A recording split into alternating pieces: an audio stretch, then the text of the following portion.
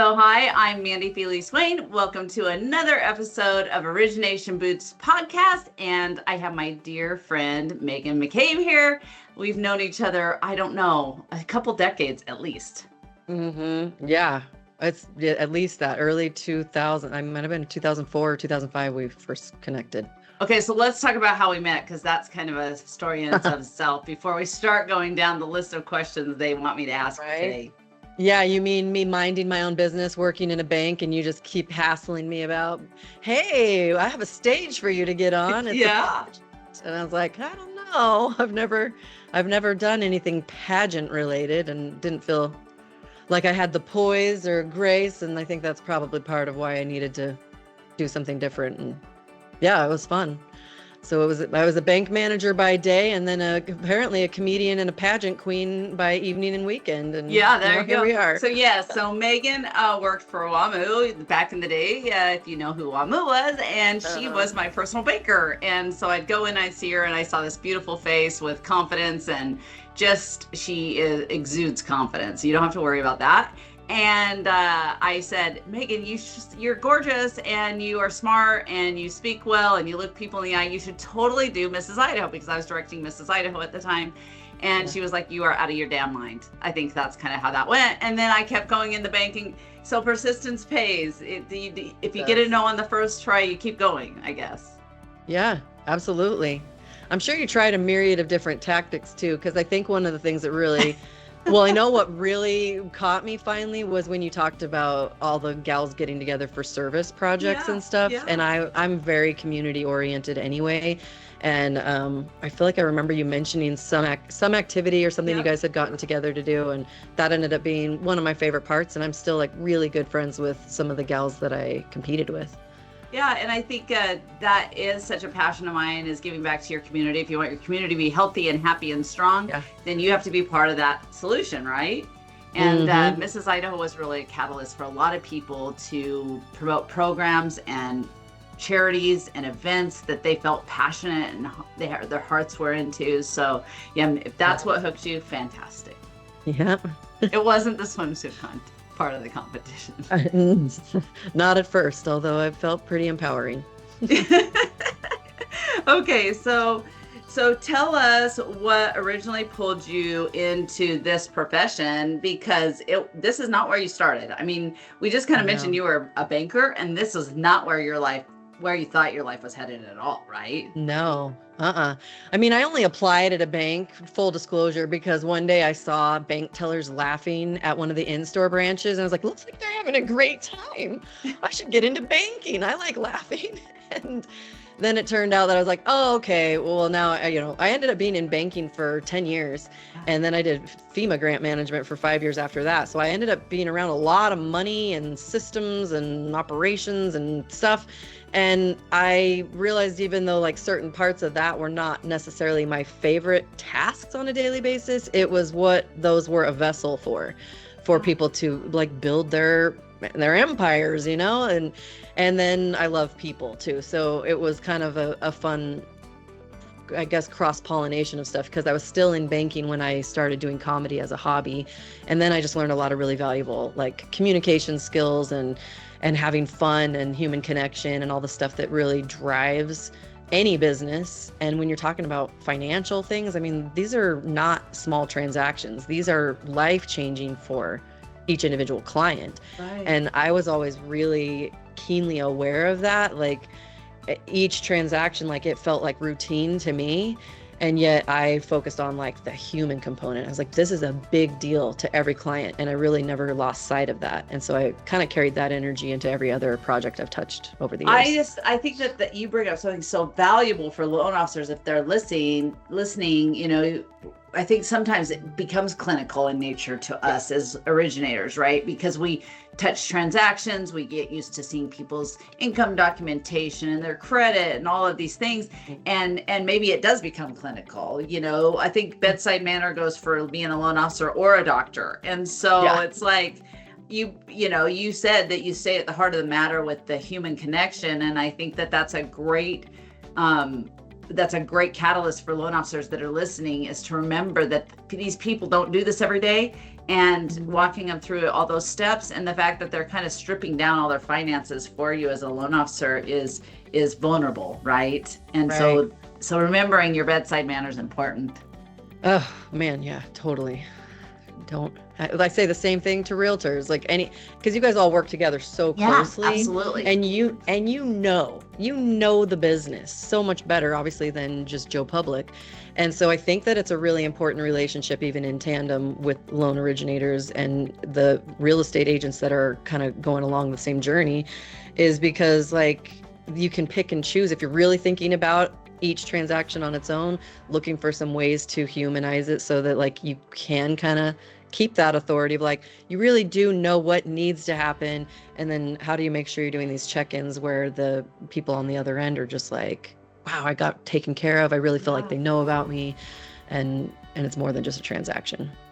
So let's double back. So you're in the banking industry 10 years, and all of a sudden your like life pivots, and you are like single mom, and you're saying, I don't want to be a banker 9 to 5. That doesn't work for my kids or whatever. And you're like, I'm just going to be an entrepreneur. I'm going to go do this thing. And I mean, talk about unnerving, scary, empowering, all of the words that I can think of about that.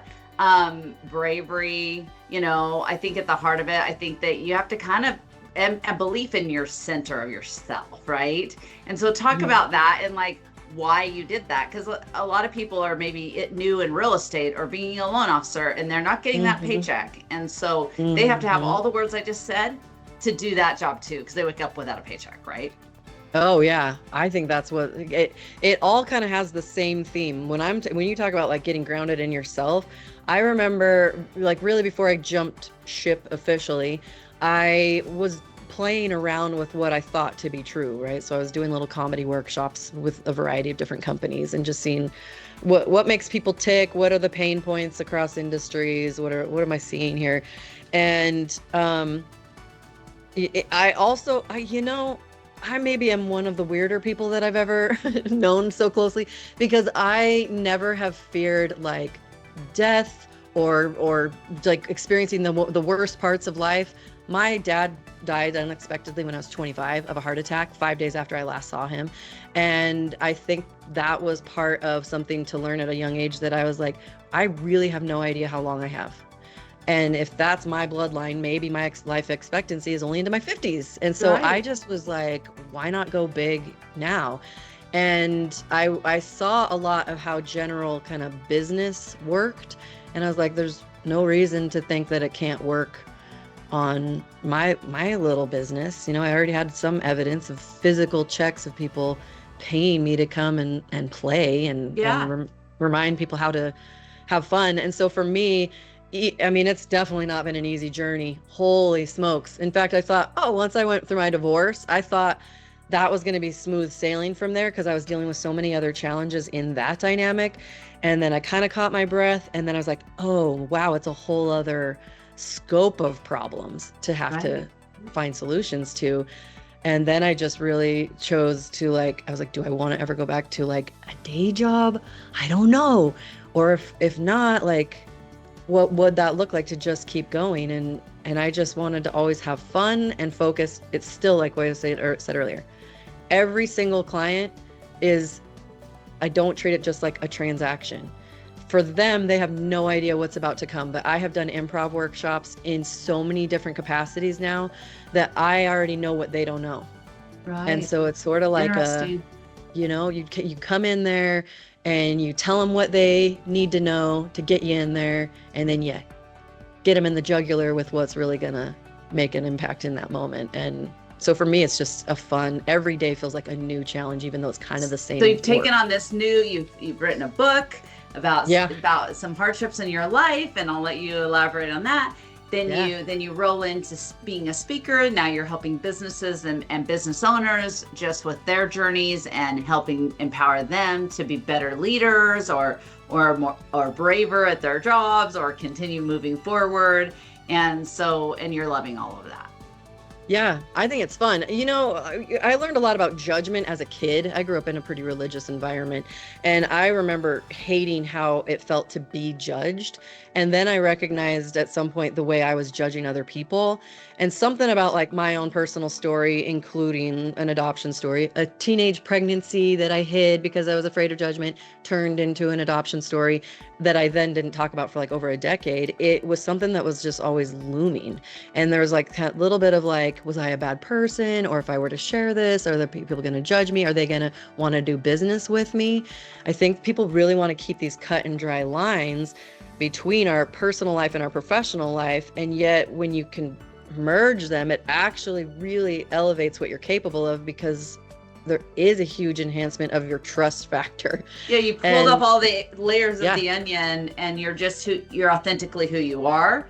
And that sells better than anything I've ever seen, right? Yeah. Just being authentically who you are and unapologetically who you are. Not that you'd hurt anybody else, but right. I feel like the best version of myself came when I was like, okay, I guess judge away, friends, judge away, because it is empowering to know when you get to that point in your life, wherever you guys are, if you're listening, the most empowering time I found in my life was when I found that hardship, when I felt most judged, and when I was most exposed, I felt like. And then rallying from that and then coming back from that, right? I feel like that is really what you went through. And that's when you blossomed, right? That's when you pull off all these layers of guilt or shame or judgment or whatever they are. That's when people really thrive. Oh my gosh. Yeah. Well, because people are going to judge you anyway. And then when you get to be part of the narrative and it's like, well, at least they know my side of it now. Yeah. Like the tipping point for me when I really was like, I got to tell people what's up, because people used to look at me and they were just like, wow, everything just looks so easy for you. You're so optimistic. I am a joyful person. I no doubt am like, I'm a happy person. And even though I was going through a lot of hard things and still do, I don't ever want to put that back out into the world. I'm not going to punish other people for my pain. And I remember having a couple articles written about me in the same little window of time in like 2014. And one woman wrote something about all these accolades or whatever. And it really sounded like life was easy for me. And it was like, and she's been happily married for 14 years. And I was like, ooh, I was like, how dare she? See, so that's when I was really like, I got to get out in front of my own train wreck. And I dabbled a little bit and then I just went all in, because I was like, you know what? It doesn't really matter. And then it's not necessarily, this is something I like to talk now because I do a lot of public speaking coaching now too, is that people will be like, well, what if I don't really want to talk about that thing anymore? Right. And it's certainly like certain things people don't necessarily want to pull back the curtain entirely, and you don't have to do that. I think some of those exercises though, to really honor yourself of those horrifying, sometimes like really challenging things you've gone through, have shaped the character of who you are today. Absolutely. So even if you are just the only one that kind of goes through that, and it's like, well, what values do I stand by? Like, what are my beliefs now? Like, what is it that I stand for in my own life? And then knowing that helps you to decipher, like, which clients do you really want to work with anyway? Like sometimes I remember in banking, like I didn't always have a choice. Yeah. And I definitely knew the clients that I loved working with and the ones that I was like, you kill me. When I saw them walking in, I'm like, get me out the back door. Energy drain every time, right? Yeah. And so I think having that personal alignment is so important, because it really reminds you like, this is what I'm here for. And then you might recognize when someone that you're working with has like an underlying fear or a challenge, and really meet them in that hardship. And we just need meaningful human connection more than ever in this world. And absolutely, and you can get there through stories. Right, we've all got our cell phones. We're like, ooh, and that is not meaningful human connection. It's a beautiful thing because you can stay very connected to people, but it's not what this is, right? It's not viscerally feeling somebody's, and talking to them. And a couple of things you brought up, like what you put out to the universe is what you get back. So if you're going to put negativity and drama and the reason people thought your marriage was great in that 14 years is because you put that out there, right? You weren't laying out garbage every day about how bad it was. And so I think some people have this perception that your life is amazing. Well, you choose to wake up every day and believe that today's a gift from God, that dark place or lesson you learned at 25 years old with your dad dying and so quickly, you know. When my dad died when I was 9, that darkness, right? Everybody doesn't want to hang on the darkness, but listen, in that darkness becomes a present. And in your adoption story, where you hit a pregnancy as a teenager because of shame, guilt, all of those feelings, and then you tell your story and share that with others, that's when you found the gift, right? Because you were able to help others and share your story, and now you have this beautiful relationship with the daughter that you gave up for adoption. And for me, at 9 years old, losing my dad was like a dark place, right? And I thought, oh my gosh, how are we going to get through this? But now I have carpe diem, right? Every day, seize the day. You only get one today, friends. And so for me, those are things that you're talking about, right? The energy you put out to the universe as friends is what you're getting back. And use your dark days to be catalyst for your good days, I think. Oh my gosh. Yes. So much. I think it's a fun challenge. I mean, mindset the challenge is so huge. True. Challenge is true. You have to accept the challenge, right? Yeah. And I mean, I've kind of evolved a little bit in where my religion, like I don't go to the same organized religion that I used to, but I still hang on to the principles that I learned. And I still definitely believe in like things that are bigger than myself, and like whatever the God figure is, like I feel like it's so much more broad than like what I was taught, you know, just in the energy that it can bring, and the really, I feel like I am part of a family of everyone on earth. I really do feel like if I'm God's child, so is everybody else. Everyone's my brother and sister, right? And so in those little moments with, where was I going with this? Oh, the mindset stuff. I used to be like really mad. Like I actually thought my daddy issues are really with God. I'm like, I remember being in hard moments and not wanting to put yucky out into the world. Yeah. But I'd be like, dude, what else am I supposed to learn? Like how many nights do I have to go to bed crying on my knees or whatever? And then of course, as everyone always says, once you get past certain trials, and then you can look back and then you see how your sword has been sharpened to, you know, chop through the future things. What I've really learned is that like we can shrink that pain into like a shorter period of time too, and not wallow in it for a long, you know, like I want people to feel angry when they need to. Don't live there. Deal with it, box it up, use it harness for strength. Yes. Yeah, but just not linger, because that's ruin days, weeks, months. Right. Yeah, and I think that's the big thing is like when people, if you're hitting a hard moment, like it doesn't even have to be days. The more you get equipped with really understanding who you are and what your trigger points are and maybe how to take care of yourself, which that's also been a huge part of my journey going the past few years and into like bodybuilding competitions and things like that I was like, oh, I have to change my entire lifestyle of how I feed my body, sleeping, drinking water. Oh, all the things they tell you should do to be healthy. You have to just do those. Weird. But then like I realized even in that space of discipline, if I did not do those things, I wouldn't have as good of a mindset. I mean, it's all feeds together. So instead I can be like, oh my gosh, I'm spinning out. My depression's coming back in, when, you know, and I can call it what it is and talk to it and be like, what do I need right now? All right. And then I can get out of it in a matter of minutes versus, like you said, days, weeks, or months that a lot of us will spiral, and it doesn't have to be that way. Well, just really recognizing at the heart of it what is helping you. Like that's what you're saying is you need to recognize those pain points or those things that trigger you, right? Yes. And then figure out mechanism for yourself to get out. Right. And they can be excuses for a lot of us, right? Like I got late diagnosis of ADHD and depression and whatever. And I was like, oh, well, that makes sense. Well, instead of being like, okay, well, I have ADHD, so I'm just never going to be as productive as I want to be. I like dove in and I learned a lot about it. And then I decided, like what you're saying is like anything that seems like a negative thing, that's actually an indicator of what it's like, what do we need to do to work with this? And so building systems around it and really taking care of myself, I don't feel like it's a disadvantage. I welcome my moments of depression because now I realize it's telling me something. If something's out of alignment, and when I'm having my little ADHD moments, which are easier to navigate because I know it's there, I actually build my life around supporting those things. And I actually feel like I'm more capable because I use those as like, okay, this is me. How do I get freaking scrappy with it, instead of going, oh, well, I can't ever get anything done because blah. Like we use too many, perimenopausal and all these different things that are like going on. And no doubt, like we go through changes and stuff.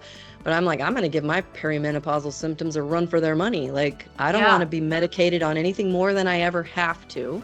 Yeah. And I want to figure out how to know that these things are just part of life and build life around it, because business doesn't stop. All of this coming to a point of like, when I'm self-employed and like, you've built this incredible, you got and babies that are continuously counting growing on you to business. keep a roof over their head Yeah. and make things happen.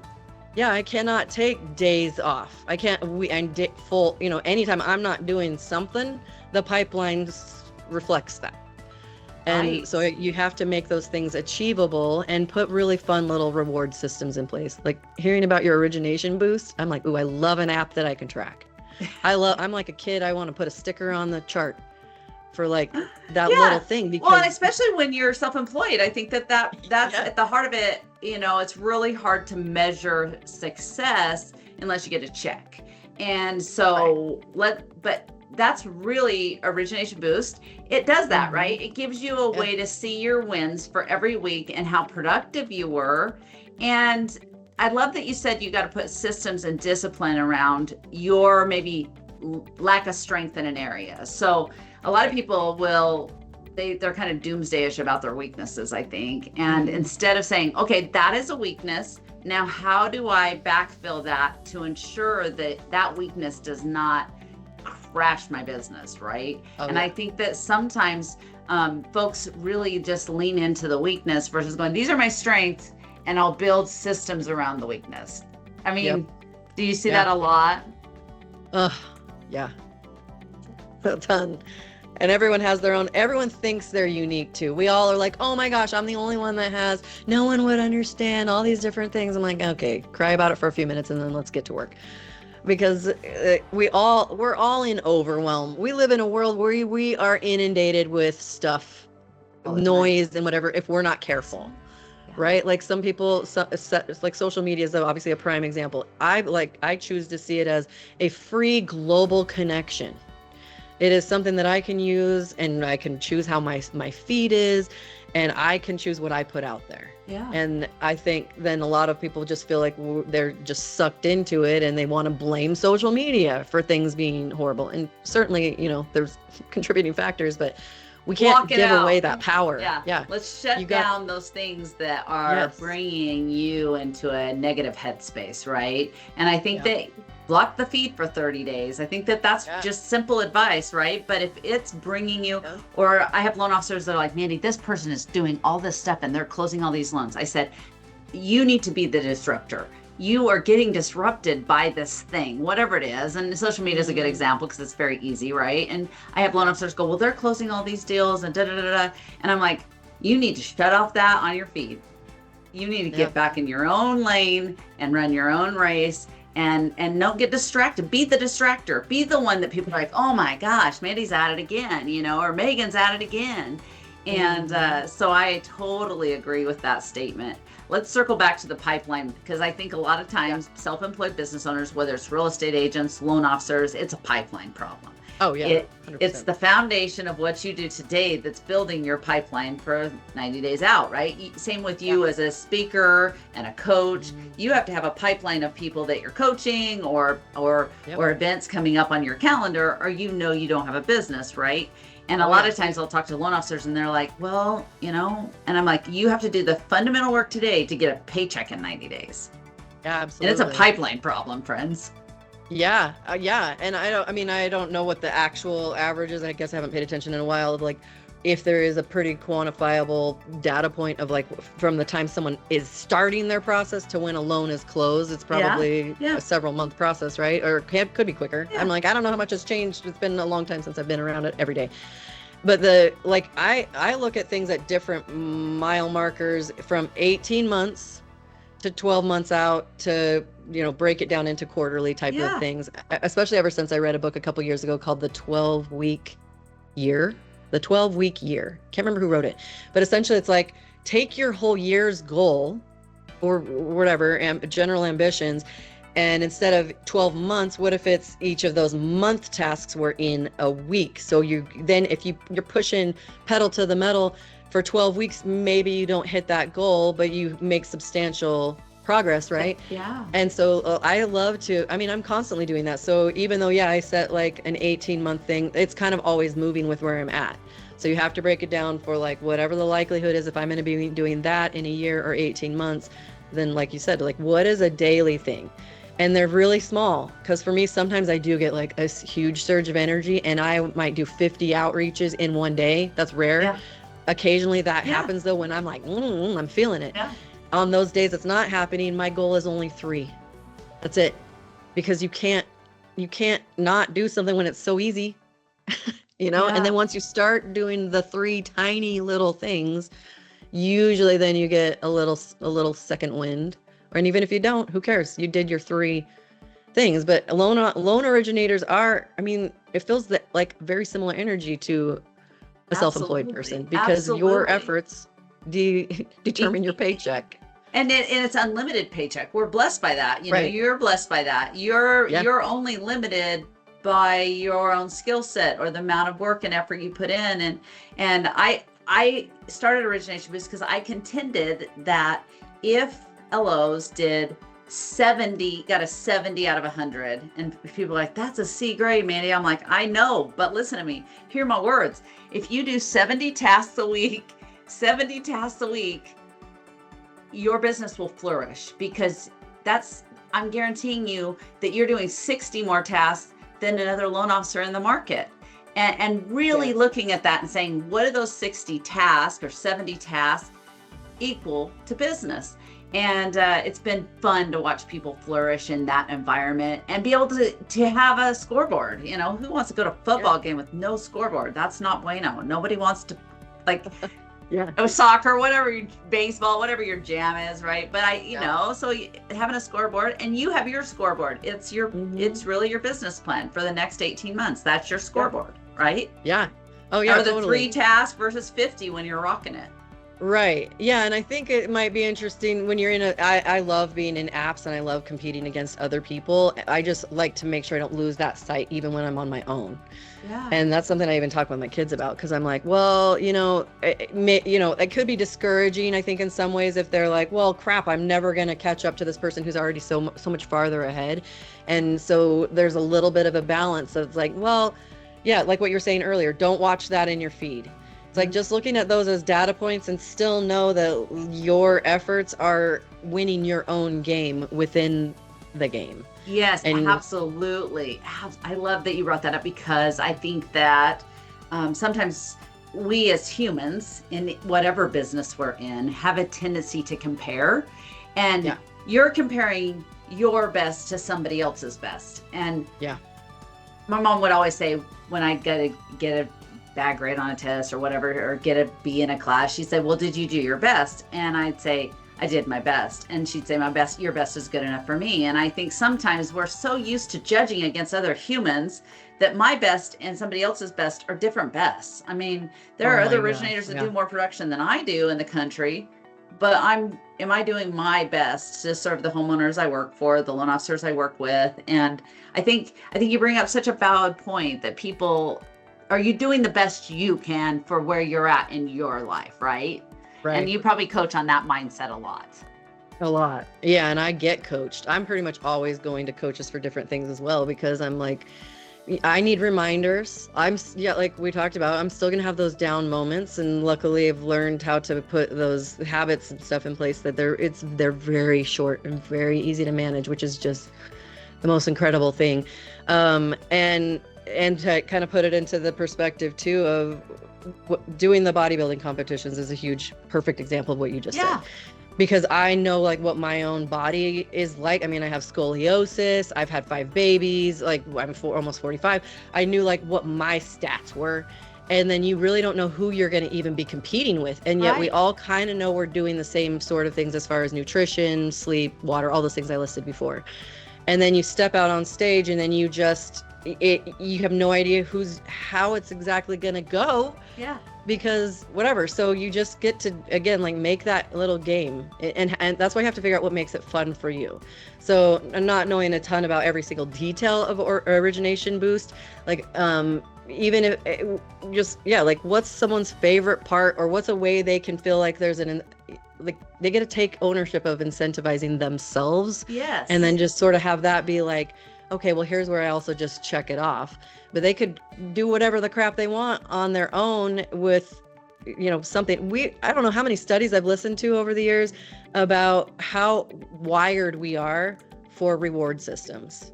Like there is so much evidence of that, like, and dopamine hits and all these things. It's like, that's why certain things that have become a little bit of a downfall, it's because those people that build those things know better than we all do.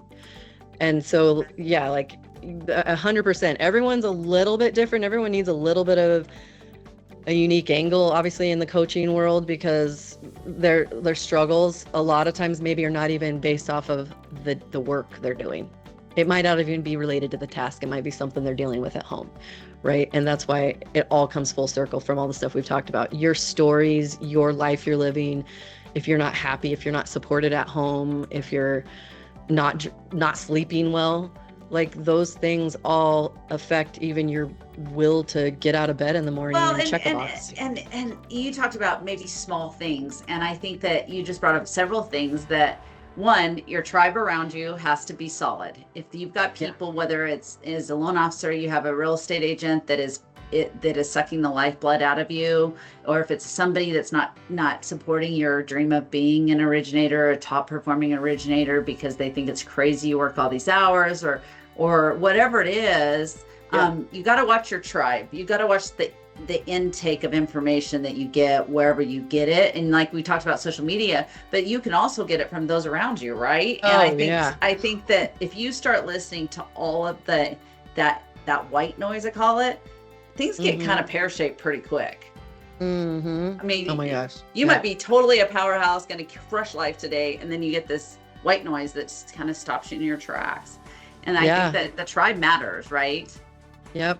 Yeah, and I think that speaks probably to, it's like, I know a little bit peripherally of what I've heard about your company and some people that I know that have worked there. I've heard really great things about culture, and that's kind of the part of it too, is like your peer group, your ability to feel like you're a contributor in that space. Sometimes I look at like, what's the longevity of a team member? Like sometimes people just get comfortable because they've been doing it for so long that maybe they've kind of lost the spark and they haven't really thought, oh, wait a second, should I revitalize something in my own little world to remember what even got me here in the first place? Or was it just a job that happened to work out, right? So there's so many different things that can be looked at too, that there's no harm in revisiting things and just having honest conversations about all those things of everyone that you're coming in contact with. What you're saying. So somebody is listening, they have ADHD.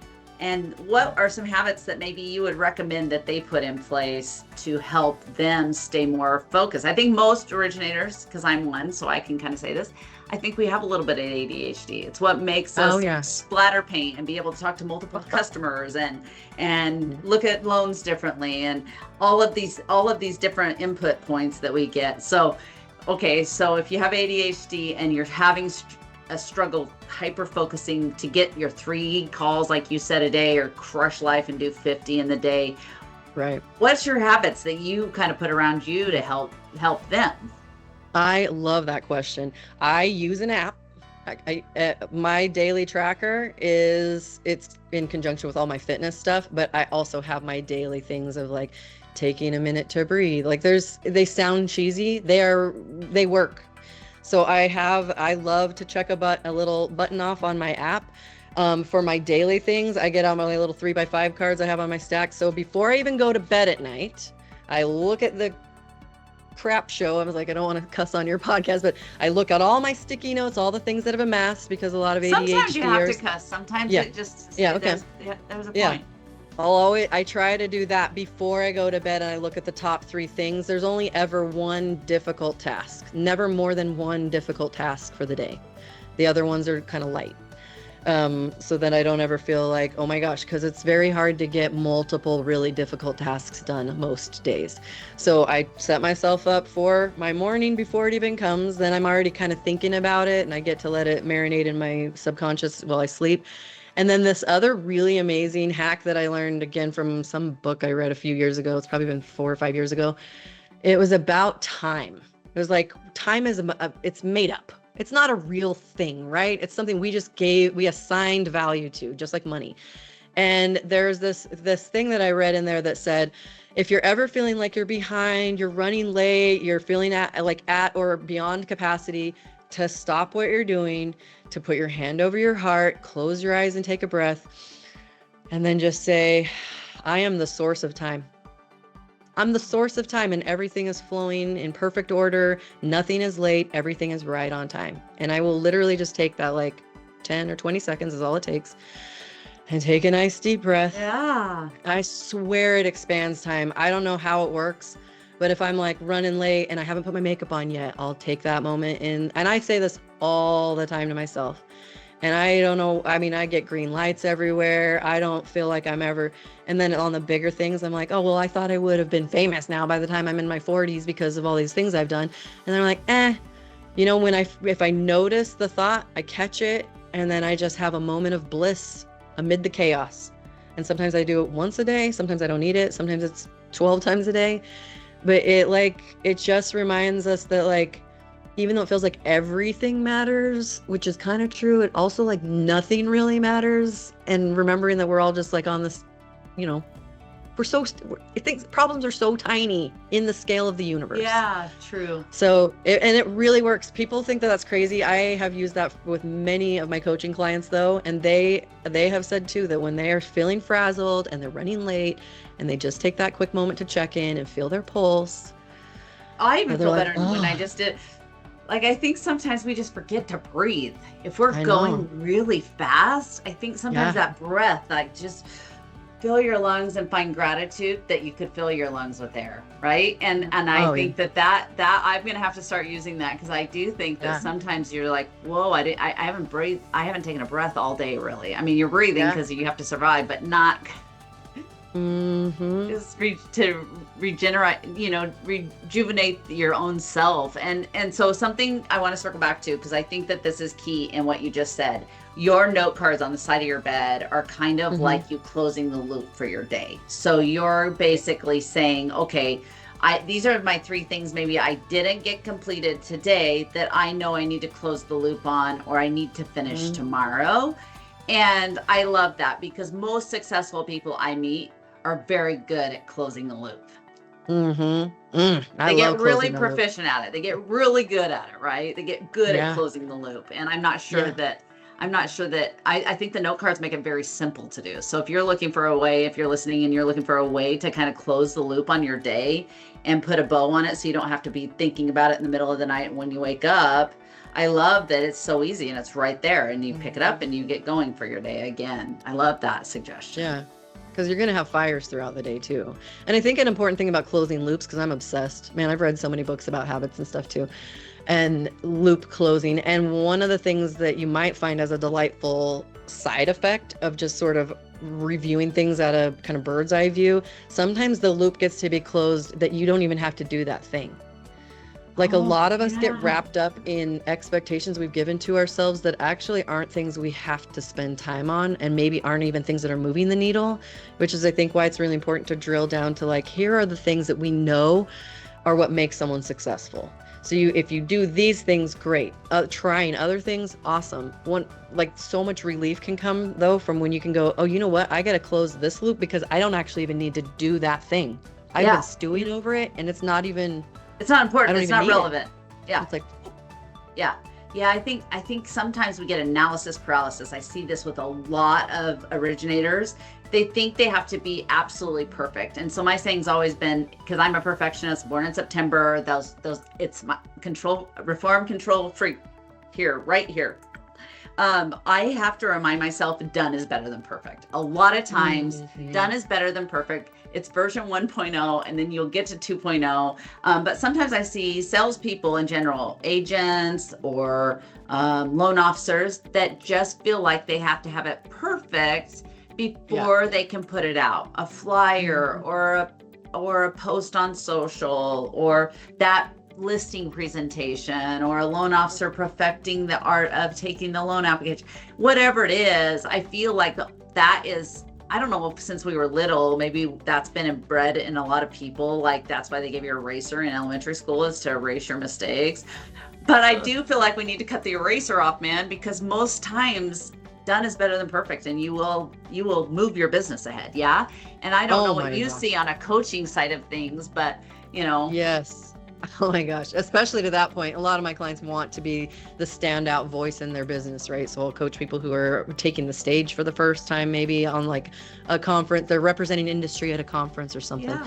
And and like having personal brand is super not only trendy, but it is helpful. It's important. Like people really need to know and trust people even more, because so many people have done crap stuff in the world of social media. Is a great example of like people that sort of looked like they were an authority and actually they're not. But what, to your point of like just getting the things done, a lot of people will say, the saying of like, it's quality over quantity. And I'm like, not in this game. Yeah. The quality comes from the quantity. So if you really want to be a speaker someday, the first day usually that I work with someone who's heading that path, I'm like, you have to post a video today. You have to do it, because if you don't do it today, you're going to put it off, and then you're going to put it off. And when you do it and you see yourself, and it's horrifying to watch yourself on video, I know it.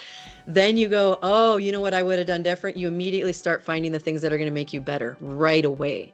And then you get the, the level of quality, like the way that I feel like I show up online now is because I have been just throwing it out there for years and refining and just really getting a comfort level with like, it really doesn't matter. And yet it matters. Like I was saying earlier, like that you're creating this reputation. Practice does make perfect. That's so cliche, but I agree with you. Like when I first started posting videos, I was like, people are going to judge and blah, blah, blah.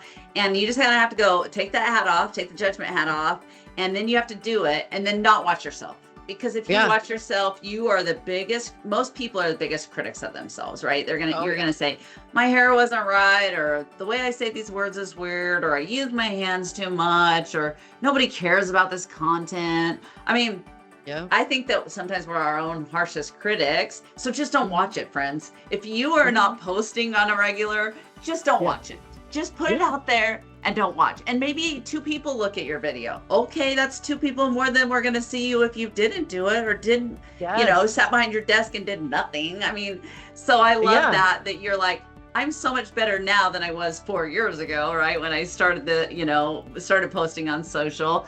But I love that advice. And I love that you say, just do it, people. Don't think, just move ahead. No. Just say yes, right? Yes. And I still cringe when I watch some of my stuff. I also just know, like, if someone really wants to serve other people, if you really feel like proud of what you know, all the stuff that you've worked hard to learn, and you can help people, if you are not sharing those talents and skills with people, you are doing a disservice to those people. We need to be serving and loving on each other. And if only 1 or 2 person watches it, that is 1 or 2 human beings who took time out of their day to listen. And even though a lot of people, people will judge in a negative way. And then when you get that one person, we've all probably had it, that one person who's like, oh my gosh, this was such a great experience. Or I really feel like you heard what my needs were. And then we get that proof of concept essentially of like, oh, I do know what I'm doing. Then, maybe keep maybe a little side thing is when you get like a great bit of feedback, keep it, screenshot it. I have that in my phone too, of like testimonials and nice texts people have sent me. If I'm ever in one of those down moments, it's like, oh, I can look back and go, I am making a difference. I am doing good things. Yes. And it's tremendous to see what you can do when you share a little bit. And even if it's like, does this make sense?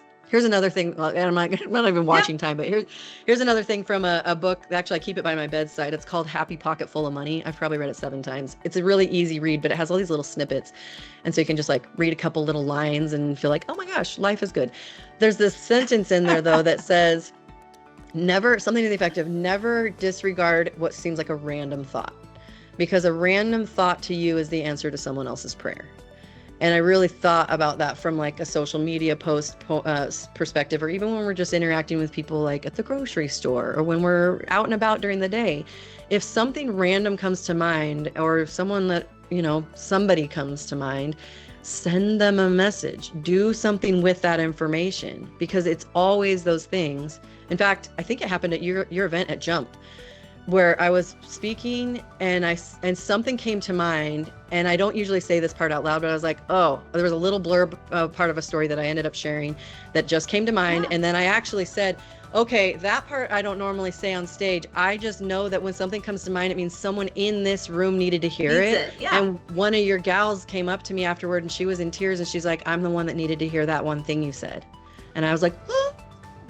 Yeah. So it's like all together. So looking for a way to serve, all of those like fragmented thoughts are really in the lane of, if you love what you do and you feel like you know how to help people, there's a lot of different ways to help people, and putting your stories out there and sharing.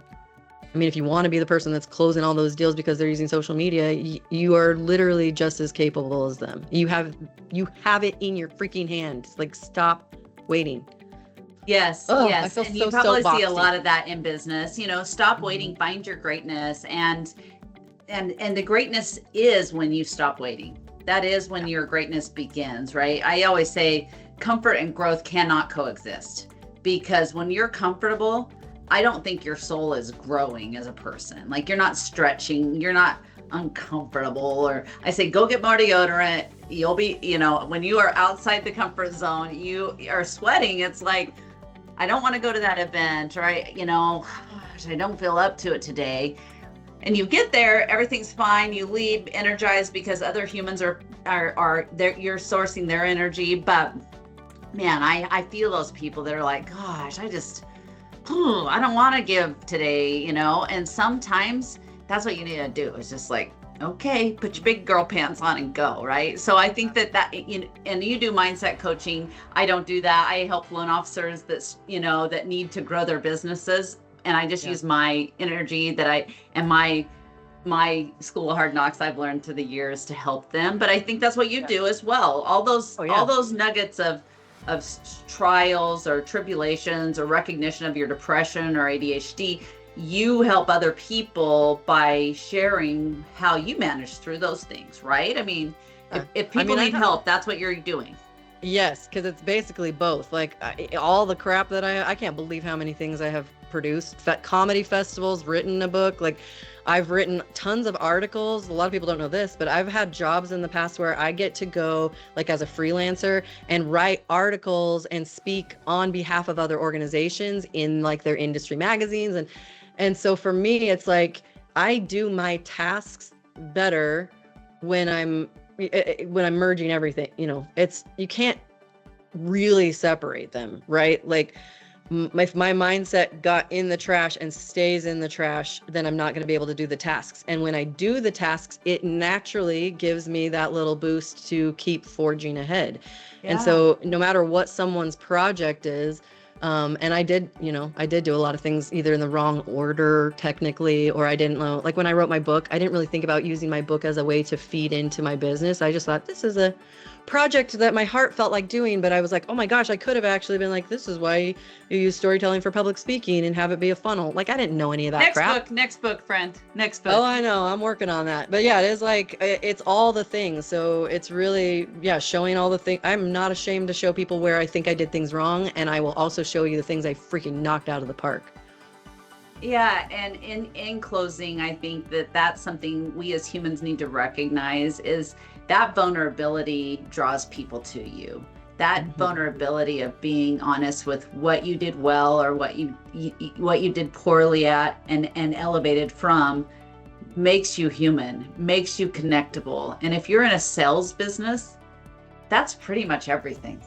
because people want to work with people that they relate to and can feel the energy of, and feel the integrity or honesty, or and so your raw realness helps you grow a business, whatever business you're in, whether it's real estate or being an originator, or yourself being a mindset coach and a speaker and an improv, all of your hats you wear. So, Yeah. but I am just blessed to have you as my friend, and I love being surrounded by amazing humans, and you are one of them. And I'm so grateful you're in my tribe of people that brings happiness and joy to others. So thank you for all you do.